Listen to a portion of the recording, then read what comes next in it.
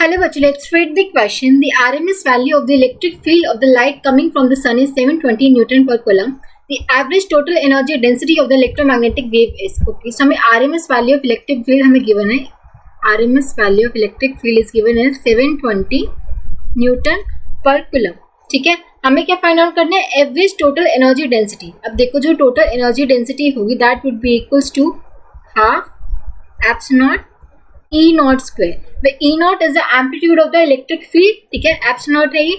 Apps not की value क्या होती है हमारे पास? 8.85 इंटू में 10⁻12 होती है. ठीक है, और जो एम्पलीट्यूड ऑफ इलेक्ट्रिक फील्ड होगा, अब देखो हमें पता है कि E नॉट होगा that would be equals to ERMS times √2.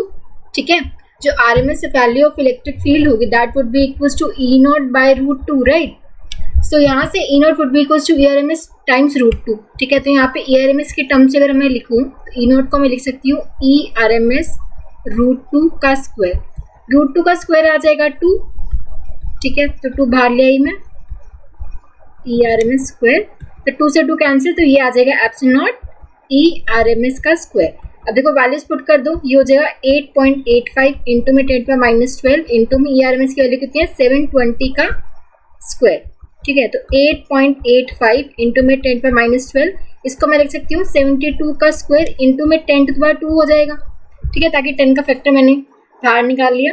ठीक है, अब इसको मल्टीप्लाई करोगे आप, इसको मल्टीप्लाई करोगे तो आपके पास आ जाएगा 45878.4 इंटू में 10⁻12 इंटू में 2+2, ये हो जाएगा. देखो पावर्स ऐड करोगे -12 + 2, ये हो जाएगा 10⁻10.